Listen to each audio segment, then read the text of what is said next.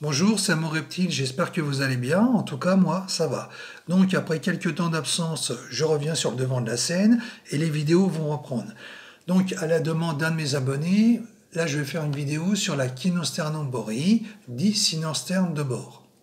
Donc sa répartition, on la trouve aux USA et on la rencontre que dans le sud des États-Unis, c'est-à-dire dans le sud de la Caroline du Nord et de la Virginie jusqu'au sud de la Caroline du Sud, ainsi que dans les plaines côtières de la Géorgie jusqu'à l'extrémité sud de la Floride, les Keys. On la trouve essentiellement dans les eaux stagnantes peu profondes, comme dans les champs inondés, les mares peu profondes, mais aussi les trous d'eau. Donc la Sinosterne de bord privilégie les marécages, les étangs et les canaux de drainage. Elle est souvent observée traversant une route à la recherche de mares nouvelles après un orage. Donc pour l'anatomie, c'est une tortue aquatique par excellence. Sa taille adulte est de 12 cm 7. Elle est donc petite mais large, avec une texture lisse et des marginales non dentelées. La couleur est brunâtre à noirâtre et 3 lignes crème ou jaune sont souvent visibles à la place des carènes. Donc le plastron est doublement articulé et présente une coloration jaunâtre à olivâtre avec des marques foncées. La queue est armée d'un éperon corné, plus gros chez le mâle, qui présente également des écailles rugueuses à l'intérieur des cuisses. Alors, pour différencier les sexes, il faut savoir que le mâle se reconnaît grâce à sa queue qui est large et allongée d'une part, et à son plastron qui est un peu creusé. Alors, à contrario, la femelle, elle, possède une petite queue et son plastron est complètement aplati. Donc, pour le genre Kinosternum, alors pour les sous-espèces, quelques auteurs distinguent deux sous-espèces, à savoir la Kinosternum borii dans les Keys, donc les plus au sud, et la Kinosternum borii palmarum dans les Keys, mais plus au nord.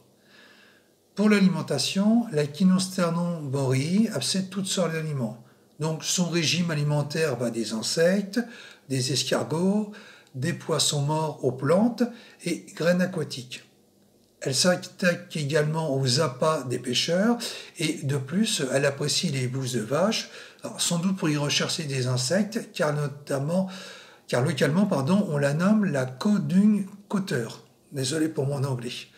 Alors, pour la maintenance, elle se fait uniquement en intérieur. Donc, pour cela, un aquarium d'une dimension de 80 cm pour une tortue est suffisant et il faut prévoir 1,20 m pour 2 à 3 spécimens. Alors, l'éclairage, lui, sera composé d'une ampoule UVB à 5%, qui sera accompagnée d'une ampoule chauffante infrarouge de 50 watts ou plus, en fonction du volume de l'aquarium.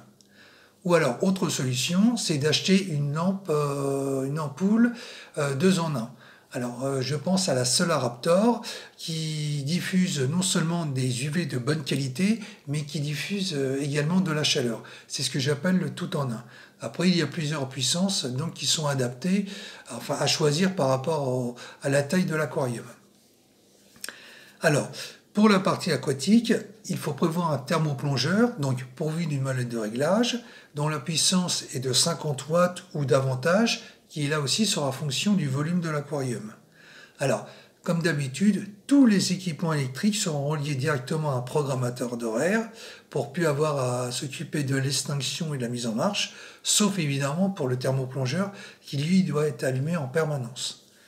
Alors, pour la profondeur de l'eau, elle doit être peu profonde, entre 15 et 20 cm pour un adulte, et pour les juvéniles et subadultes, là, la hauteur d'eau sera fonction de la longueur de la carapace. Alors, un exemple, si un juvénile fait 4 cm, la hauteur d'eau sera de 4 cm également, qui évoluera en fonction évidemment de la croissance du juvénile. Alors, il faut savoir que dans tous les cas, ce sont des mauvaises nageuses. C'est pour ça que la hauteur d'eau ne doit pas être non plus démesurée. Alors, ce qui peut être bien aussi, c'est de mettre des racines aquatiques, ce qui lui sert aussi de support, en plus d'une surface terrestre.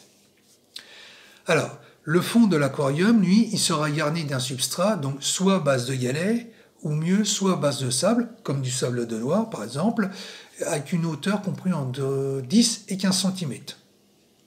Alors, la température de l'eau, elle va osciller entre 25 et 28 degrés, et un thermomètre d'eau sera posé sur une des vitres latérales pour surveiller justement cette fameuse température et intervenir s'il y a un problème. Alors, il faut savoir qu'une surface terrestre est indispensable pour la tortue, déjà pour le repos, mais aussi pour la ponte. Dans ce cas-là, il y a plusieurs techniques. Soit on peut prévoir une plage flottante, mais bon, ce qui n'est pas le mieux. Soit on peut mettre un bac aménagé avec du sable et de la terre, ce qui permettra d'une part à la tortue de se reposer, mais si c'est une femelle, ce qui lui permettra de pondre. Ou autre solution, ce qu'on peut faire, c'est de déposer une certaine quantité de sable pour créer une butte sur un des côtés, donc ce qui servira de partie terrestre, et le reste sera étalé pour créer un dénivelé, donc qui garnira le fond de l'aquarium. Donc ça, c'est une très bonne solution, pratique et économique. Alors, il faut savoir également, cette espèce apprécie la présence de nombreuses cachettes, donc ne pas hésiter à mettre plusieurs plantes aquatiques dans l'aquarium. Alors, il ne faudra pas non plus, et ça j'insiste beaucoup dessus, il ne faudra pas oublier non plus d'installer un filtre extérieur, comme une pompe filtrante, dont le débit sera de 5 à 10 fois le volume total d'eau par heure. Ça, c'est très important pour maintenir une eau claire et limpide et se prémunir contre toutes sortes de maladies qui pourraient arriver. Alors, pour la température de l'air, elle sera de 25 degrés pour la journée. La nuit, ça peut se refroidir de quelques degrés, mais ça restera dans une fourchette raisonnable. Bon, l'hygrométrie, elle est 80%, donc comme la surface aquatique est importante, ça dessus, pas de souci. Alors, j'allais oublier, la surface terrestre ne doit occuper qu'un quart de l'aquarium. Le reste sera dédié à la partie aquatique. Alors, pour l'hibernation, il faut savoir que c'est une espèce active toute l'année. Donc, à ce titre, la cynosterne de bord n'hiberne pas, bien qu'un repos de quelques semaines à une température de 12 à 15 degrés soit conseillé afin d'éviter un effort productif trop important. Donc, dans tous les cas, les mâles sont élevés séparément pour éviter toute bagarre. Alors, pour la reproduction, les accouplements ont été notés tout au long de l'année et les pontes ont lieu généralement de septembre à juin dans un trou creusé dans de la terre ou dans la végétation en décomposition. Alors, la femelle effectue 3 pontes par an, donc sur un ensemble de 1 à 7 œufs. Donc ces œufs sont assez petits, avec une coquille blanchâtre et fragile, et de forme elliptique. Donc ils mesurent de 22 mm 8 à 32 mm 8 de long, et 13 mm 6 à 19 mm 3 en largeur, et pour un poids de chaque œuf de 3,3 g à 5,3 g. Alors, la durée d'incubation, elle oscille entre 80 jours et 145 jours. Alors, à la naissance, les juvéniles sont noirs et leurs écailles marginales sont ornées de jaune. Leur carapace est rugueuse et présente déjà les 3 lignes claires, soulignant les légères carènes, et leur plastron jaune est décoré d'une tache centrale foncée. Alors, les lignes jaunes de la tête, elles, sont déjà visibles. Alors, pour le statut de protection, il faut savoir que c'est une espèce menacée localement par la détérioration des zones humides, comme beaucoup d'espèces, et qui est capturée aussi par la terrariophilie.